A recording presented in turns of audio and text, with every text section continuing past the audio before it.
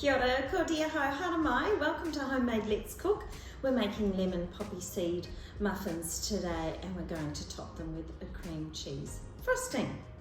So we're going to put together our dry ingredients first and then we're going to combine our wet ingredients and then incorporate them together. So I've got 1 3/4 cups of self-raising flour and I've just added to that, just for a little bit of extra oomph, half a teaspoon of baking powder. Into that, I've got 1/4 cup of poppy seeds. You could use more if you wanted to. And 3/4 cup of white sugar today. I'll just give that a little bit of a stir. The oven is on, it's on moderate. Our cooking time is relatively modest. It's going to be 10 to 15 minutes, but like anything, we do like to keep an eye on things. Now, I've got another container here because I'm going to combine my 2 eggs, which I've pre-whisked, half a cup of canola oil. You could use light olive oil if you wanted to. I've got finely grated lemon rind. I've got 1 lemon. Again, you could use more if you wanted to. And I'm just going to put in, I've got 3/4 cup of milk here, but I'm going to put in half to start with and use the rest if we need it. So I'm just going to give that a little bit of a stir before I put it or add it to the dry ingredients. So in that goes.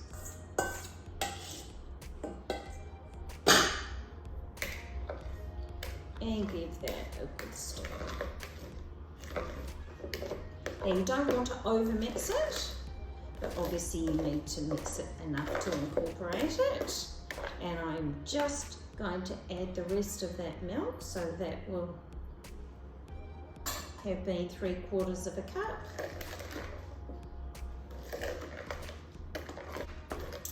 And today I'm choosing to put this in a piping bag before I put it in my muffin cases.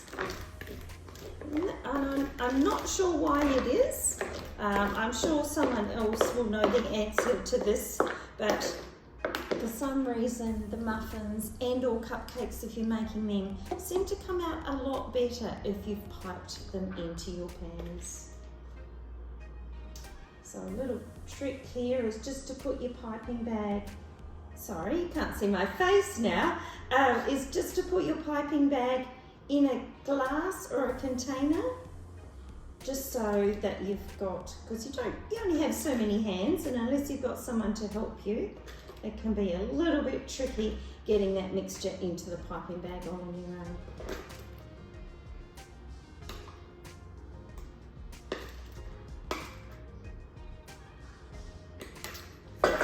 That's us, so I'll just bring in a muffin pan. Oh, and I've lost one of the lemons. It's about to fall off the bench. And let's go straight in. So don't overfill your muffin cases. Just to about 3/4. And our mixture should hopefully make 12 for us, and I'll fix up that little bit in a second.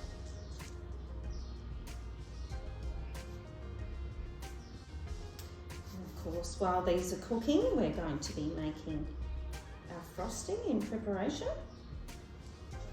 If you have time, of course, or you can come back to it.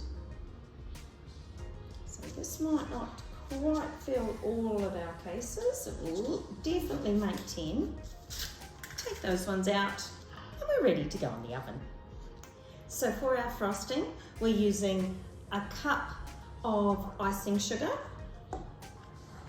30 grams of very soft butter, and a large heaped tablespoon of cream cheese.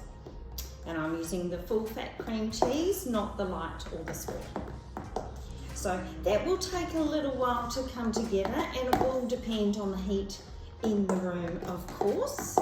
And because we're going to try and put some pretty rosettes on the top of our muffins, I'm again going to put it into a piping bag with a fluted nozzle.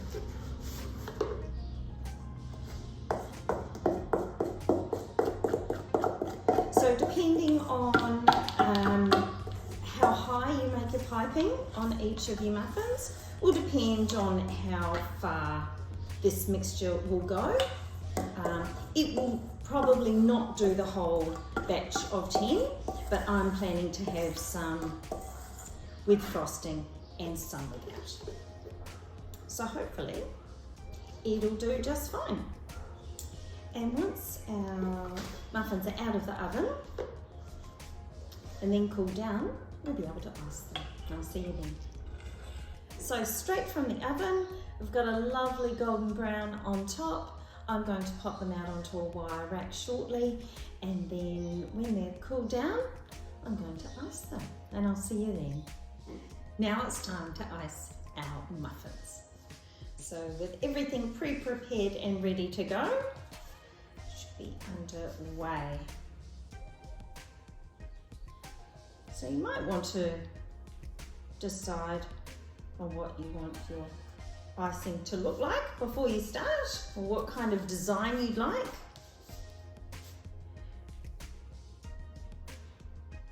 And how high you want it to be as well.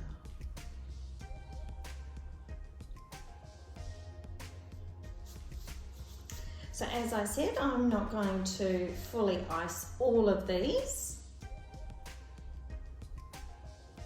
I'm going to do some with just some little tufts of icing, some with those larger ones, and I'm going to dust some of them with some icing sugar.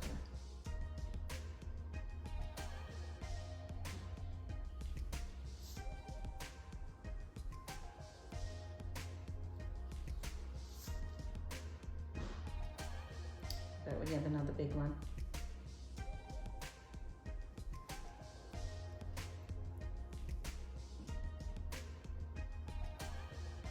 Beautiful. And just icing sugar on the last ones.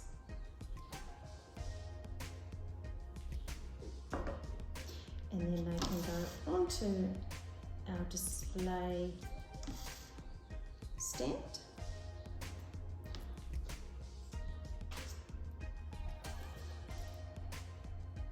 And don't they look amazing?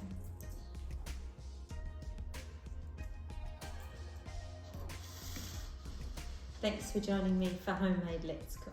Please join me again.